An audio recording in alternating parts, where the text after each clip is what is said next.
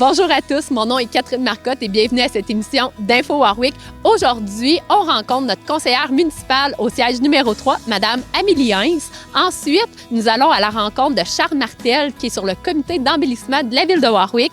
Par la suite, direction le Rocher de Fatima, où on va aller rejoindre Madame Lina Verville, qui est notre responsable du service de l'horticulture.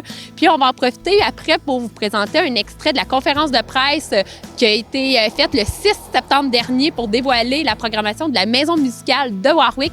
Puis on termine, comme à l'habitude, avec la capsule de Jennifer à la bibliothèque P. Rodolphe Barry pour voir les activités à venir dans les prochaines semaines. Bonne émission!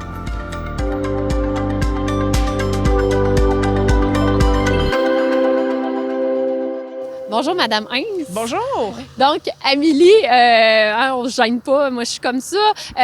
On est en bilan de mi-mandat. Là, tu viens de nous parler, à titre évidemment de conseillère municipale au siège numéro 3. Ça fait environ 2 ans qu'on est en mi-mandat, comme on dit. Il y a plein de dossiers qui avancent à la ville. On a des gros chantiers de construction un petit peu partout. Parle-nous des dossiers qui soit sont en cours d'acheminement ou qui vont se réaliser là, prochainement dans tes dossiers. Oui, bien, très dernièrement, en fait, les rénovations à la salle du canton se sont complétées. Donc, maintenant, à la salle du canton, il y a un ascenseur qui va permettre aux gens à mobilité réduite de pouvoir accéder aux salles à l'étage, donc sans besoin d'utiliser les escaliers. Mm-hmm. Donc, on est très heureux. Ça faisait à peu près 1 an là, qu'on avait déposé le projet. Puis là, tout a été terminé il n'y a pas longtemps. Sinon, côté construction encore, bien, il y a le pavillon Barry. Oui. La construction, là, au moment où on se parle, est déjà amorcée. Normalement, ça devrait se terminer pour la structure au mois de décembre, donc avant Noël. Oui, on allait dire avant le derby pour faire plaisir à certaines personnes. Oui, c'est ça. Mais c'est ce qu'on espère si les livraisons vont... Oui, comme elles sont supposées aller. C'est ce qui est prévu. Donc, moi, j'ai confiance. Ça va bien recommencer à faire beau. Donc, puis, tout ce qui est l'aménagement extérieur, ça va se terminer au printemps, juste à temps pour la nouvelle saison des sports qui se déroule dans ce secteur-là. Sinon, au parc du foyer Étoile d'Or, donc, on a fait la réfection des sentiers. Mm-hmm. Ça aussi, ça achève, là, normalement. Je pense que ça devrait se terminer cette semaine, donc fin septembre. Idéalement. Par contre, les escaliers qui mènent à la statue de Fatima, ça, c'est déjà terminé. Donc, les gens peuvent déjà y accéder, donc en profiter avant les neiges. Sinon, côté construction encore, l'OMH termine cet automne la dernière phase de réfection des HLM qu'il y avait sur le territoire de Warwick. Oui. Ça s'est fait en 3 phases. Là, c'est la 3e et dernière phase. Donc, toutes les HLM vont avoir été refaits, complètement rénovés. Les gens vont pouvoir réintégrer leur appartement. Mm-hmm. Donc, ça, on est bien heureux de ça parce qu'évidemment, c'est des gros travaux. Là. Il y a quand même beaucoup de logements là, dans ce coin-là. Et puis, finalement, je vais peut-être faire une petite mention de l'urbanisme parce que cette année, là, on a les chiffres seulement pour fin août. Il y a eu pour 16 millions de demandes de permis de demander et d'octroyer pour cette année. L'année est même pas encore finie, puis on dépasse déjà les 2 dernières années. Donc, je pense que ça a été une année très importante. On verra si on bat le record de 2019 ou 2020, qui avait été exceptionnel, mais c'est quand même une super année, donc je voulais le mentionner. Bien, un gros merci. Ça fait un super de beau topo là, sur qu'est-ce qui s'en vient ou se termine bientôt. Là, des beaux aménagements à Warwick, des beaux investissements aussi là, de la part de la ville. Merci beaucoup, Mme Heinz. Ça fait plaisir. Bonjour, Charles. Bonjour, Catherine. Merci de venir nous rencontrer. Aujourd'hui, tu es là à titre de citoyen et membre du comité d'embellissement de la ville de Warwick. Oui, impliqué dans le comité d'embellissement. Yes. Ça fait combien de temps que le comité est en place? Ça fait 1 an qu'on est en place, qu'on a formé ça. Pascal voulait former ça pour justement embellir la ville et puis les Patatlans, réunir une gang qui pourrait aider le conseil à trouver des idées, à monter des projets. Fait que le comité était monté il y a 1 an. Et puis, ça, on se disait qu'on aurait peut-être 3 ou 4 réunions par année. Oh, et puis, on doit en avoir un 7, 8, 9 de fait déjà. Là, ah, sûrement. Bien, d'ailleurs, un de vos dossiers que vous venez de conclure, si je peux dire comme ça, c'est le concours d'embellissement, le concours Maison Fleurie de Warwick, qui a fait un retour grâce au comité d'embellissement, puisque ça a eu lieu il y a plusieurs années, là, je pense jusqu'en 84-87 environ. Quasiment une quarantaine d'années, ça. Oui, ça a duré longtemps. Puis là, ça revient.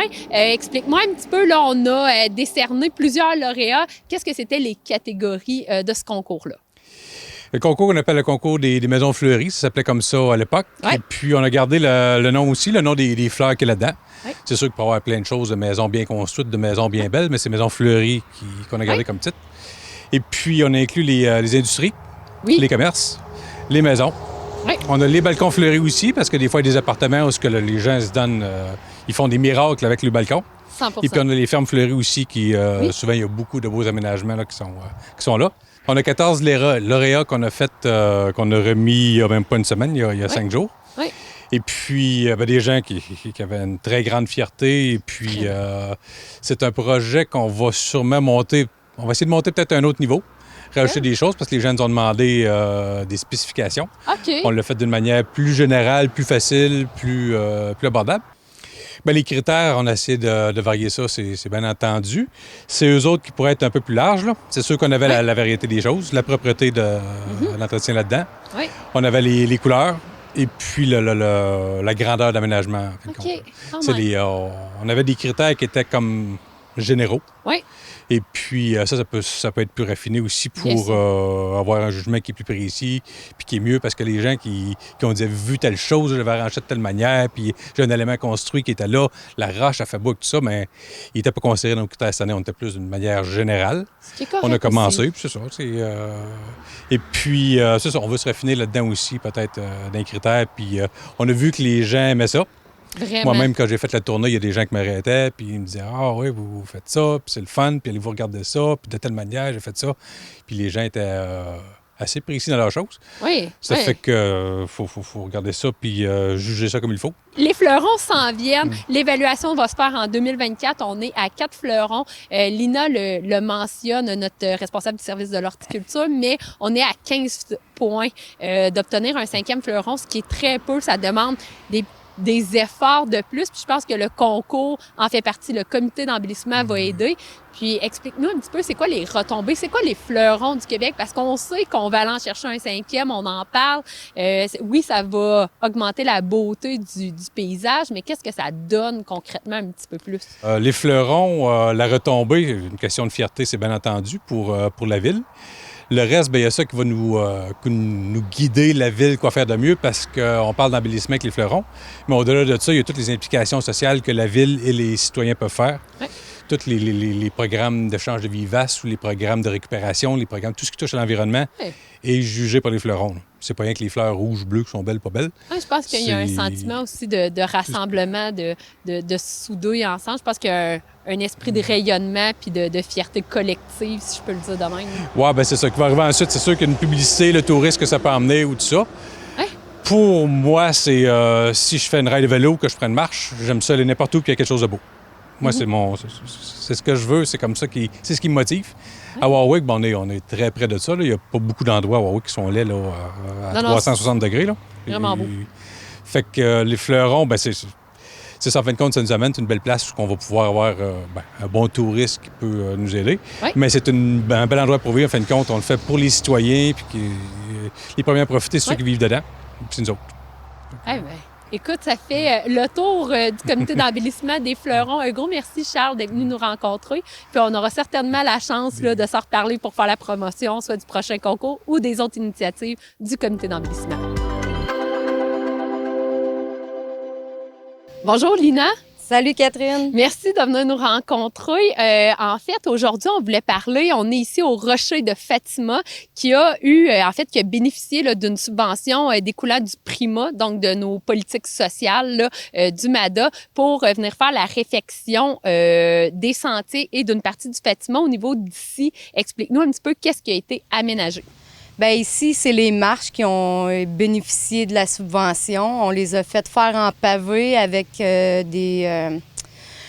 vu que c'était bien à pic, là, on a fait une partie de marche, on a fait des paliers, puis éventuellement, c'est dans les pourparlers, là, avoir des rampes pour les marches. Oui, une phase 2 qui viendrait vraiment sécuriser la montée et la descente, là. Puis, en fait, là, ici, on appelle ça le rocher de Fatima, là, mais est-ce que tu pourrais nous expliquer un petit peu pourquoi ça s'appelle comme ça? Bien, ici, l'histoire ancienne, je la connais pas par cœur, mais ici, dans le fond, c'est que Fatima, tout l'aménagement, jusque même d'un petit rue en arrière, il y a un gros cap de roche qui passe, comme qu'on peut voir là, mais qui fait vraiment toute la façade de Fatima au complet. Puis, en haut, il y a la statue de Fatima. Puis, au niveau des sentiers qui ont été faits dans le parc Étoile d'Or, donc là, ici, le Fatima, pour ceux qui ne le savent pas, c'est derrière l'église, donc il y a un chemin asphalté qui amène jusqu'ici, mais on est dans le même lot que le terrain du parc Étoile d'Or. Les sentiers sont en train de se refaire, là, devraient être terminés lors de la diffusion de cette émission. Qu'est-ce qui est en train de se faire?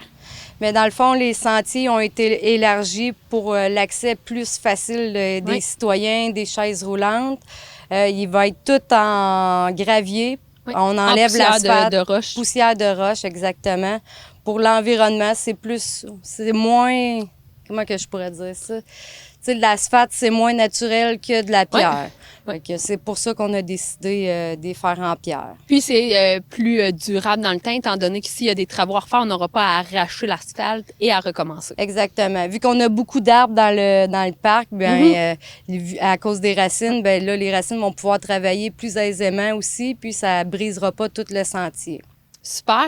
Puis, il y a un gros projet au niveau du service de l'horticulture dont tu es responsable et c'est les fleurons. Avec les fleurons, il y a plein de projets qui sont là, dont l'église. Parle-nous un petit peu de qu'est-ce qui s'en vient à ce niveau-là, là, l'église Saint-Médard de Warwick. Mais dans le fond, avec le comité d'embellissement, nous, on vise les 5 fleurons. On est à 15 points des 5 fleurons. C'est pas la première fois que j'en parle, mais c'est ça. Puis notre classificateur nous disait que l'aménagement de l'église ainsi que le presbytère manquait un petit peu d'amour. Donc, le comité a décidé qu'on refaisait l'aménagement au complet. OK. Qu'est-ce que ça l'implique? Mais dans le fond, on va tout arracher, les plantes, sauf les 2 pommetiers puis les hostas en dessous, mais tout le reste va disparaître. Puis on va faire 2 plates-bandes qui longent les trottoirs. OK. Bien, une de chaque côté. Là. Puis, est-ce que vous prévoyez y aménager plus des annuels, plus des vivaces? Ça va être de la floraison printemps, été, automne. Super. Vivaces, graminées. On a déjà nos arbres qui sont déjà présents. Puis les conifères, ben là, on va en mettre juste, mais des plus petits. Comme ça, c'est moins envahissant à la longue. Bon, ben super. Donc, ça fait quand même le topo au niveau des travaux là, qui se font ici à Warwick et qui vont se faire prochainement. Un gros merci d'être venu nous en parler, Lina. Merci, ça fait plaisir.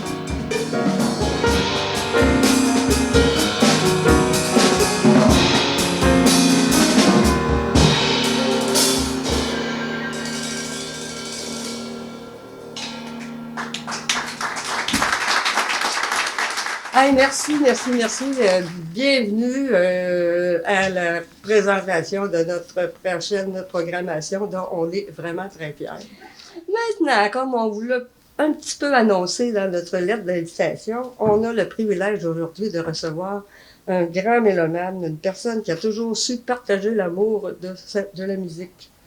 Qui de mieux que ce grand communicateur pour démarrer en beauté la saison 2023-2024, nul autre que M. George Nicholson. Cette année, la saison 23-24, 13 événements qui se répandent de septembre à mai. Et puis, je vais commencer avec le classique et je finirai avec la section jazz. Le dimanche 24 octobre, là, c'est Ombre et Lumière. C'est un duo, une chanteuse et une pianiste, le duo Lynch-Gubnitskaya. Et c'est composé de Kimberly Lynch, qui est soprano, et au piano, il y a Paulina Gubnitskaya, qui, comme son nom le dit, vient de Pologne, et puis c'est un récital de mélodies et d'œuvres pour piano. Ils vont alterner. Alors, ils ont choisi des poésies de Paul Éluard, de Francis Jam et de la grande poétesse québécoise Anne Hébert. Et les musiques sont signées Francis Poulenc, Lily Boulanger et le Montréalais Bruce Mater qui vit toujours, qui aurait 84 ans dans quelques jours.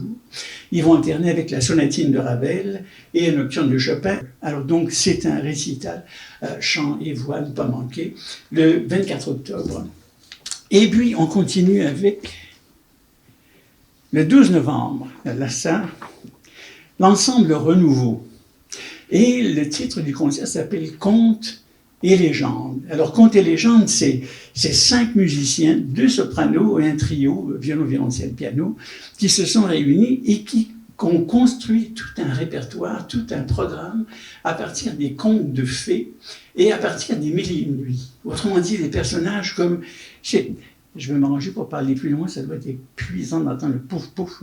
Alors, il y a Scheherazade, il y a Aladdin, ou les contes de fées comme Cendrillon, La Belle au bois dormant, Hansel et Gretel, et on a même Père Gynt. Finalement, le 4 janvier,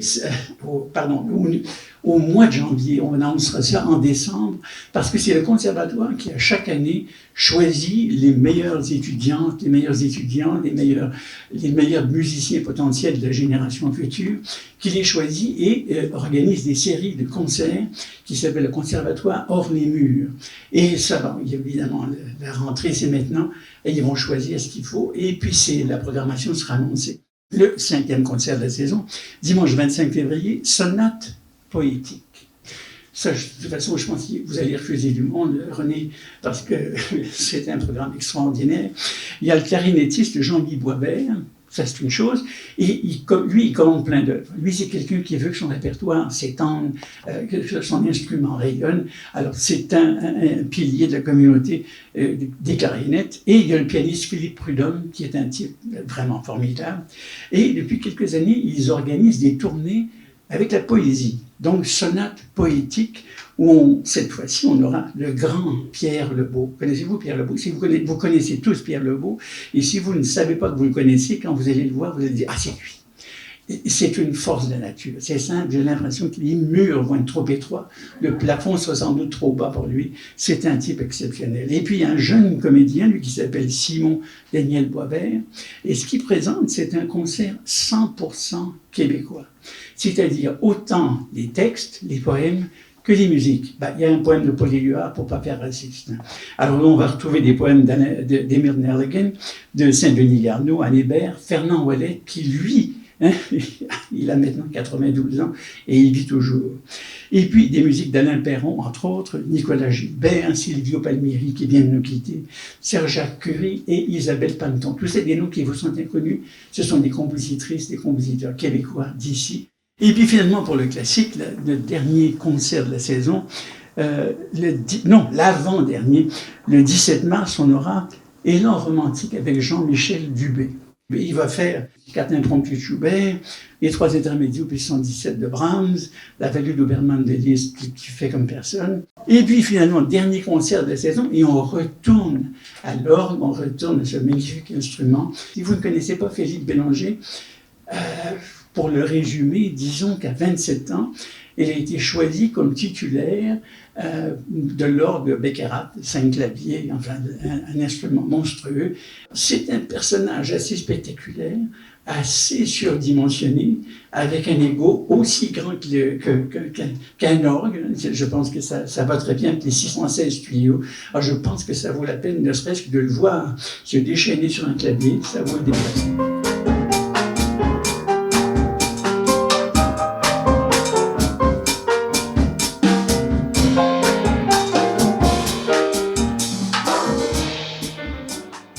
Le jazz maintenant.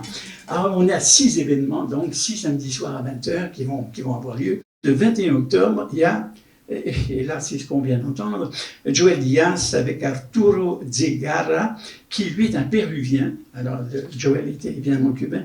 Il y a aussi Clarence Corbeil, qu'on a aussi entendu, le batteur. Et il y a Luis Izquierdo, qui lui est né à La Havane, un vrai cubain. Et puis le 18 novembre, Alain Bédard. Alain Bédard, c'est comme un monument. Si vous connaissez le jazz, vous connaissez Alain Bédard et son ensemble Auguste. L'ensemble Auguste existe depuis 27 ans. Et on continue, là, ça c'est vraiment Enfin, tout ça, c'est bon, mais ça, c'est vraiment très bon.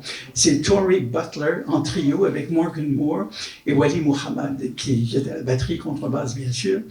Il est phénoménal. Il vient de sortir un album, si vous avez envie de l'écouter avant de venir l'entendre à la Maison de la Musique le 3 février.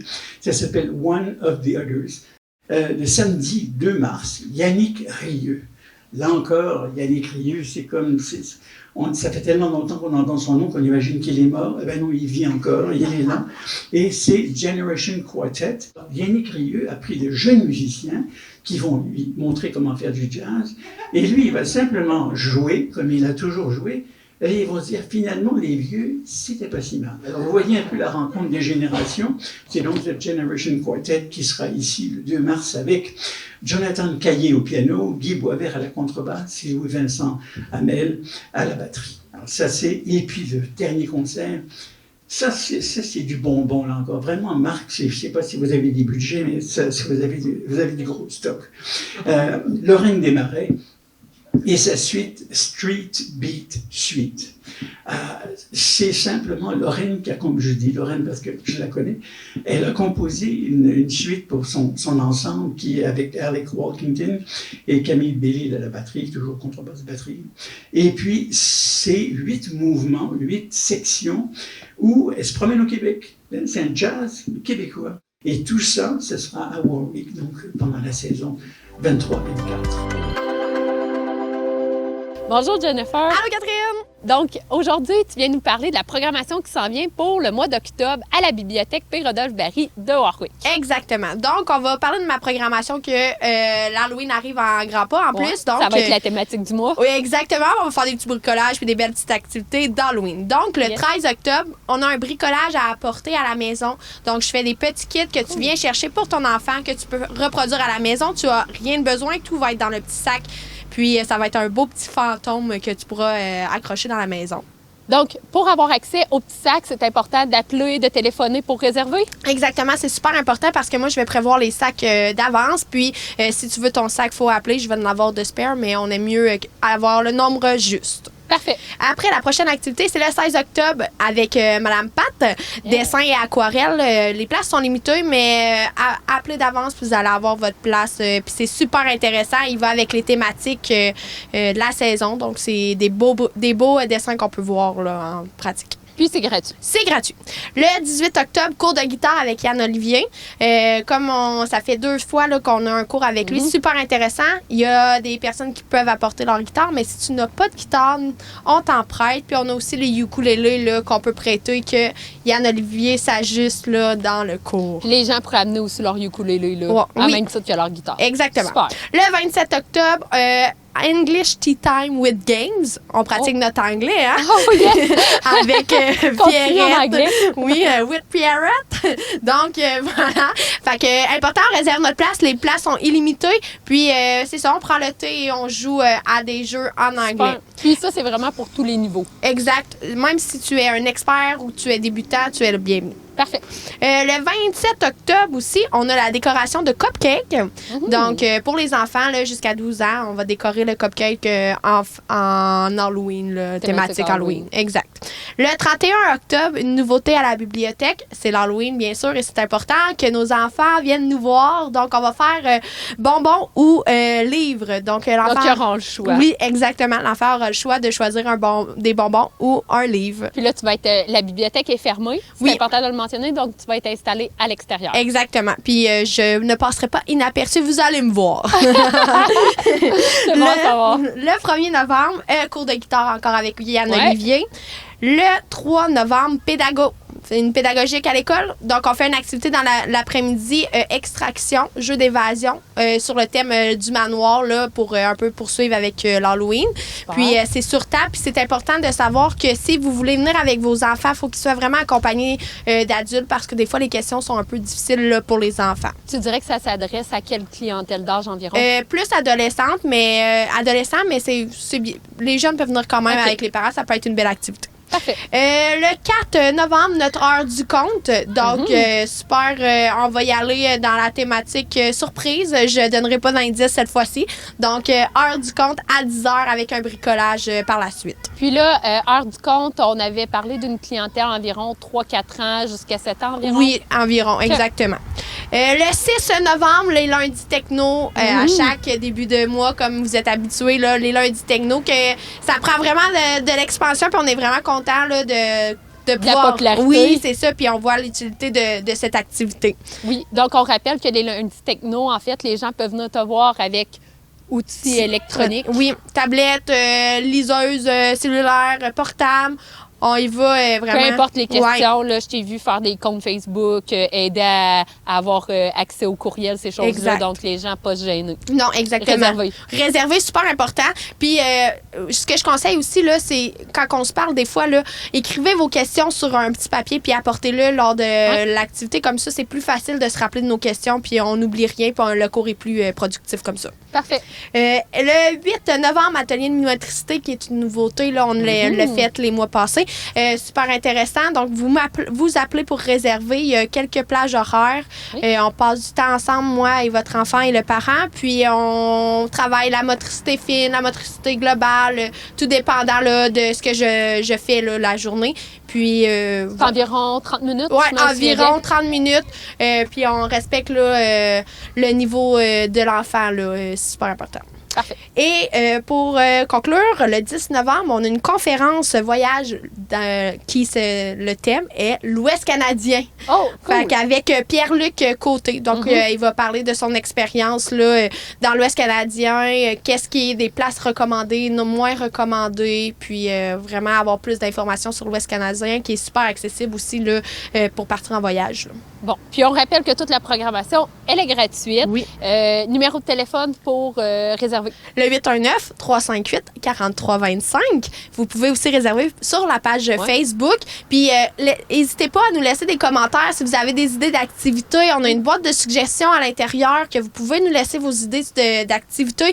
Puis, sur la page Facebook, là, vous pouvez nous écrire là, sur Messenger. Puis, ça va nous faire plaisir de prendre vos idées. Puis aussi, tant qu'à, sur votre page Facebook Bibliothèque de Warwick, tu fais des super de belles petites capsules, saviez-vous que, très populaires, fait que les gens, gênez-vous pas à aller dans l'onglet vidéo, là, c'est à voir. Oui, exactement. C'est déjà tout pour cette émission d'Info Warwick. Je vous invite à consulter notre site Internet, le www.villedewarwick.québec ou encore notre page Facebook Ville de Warwick.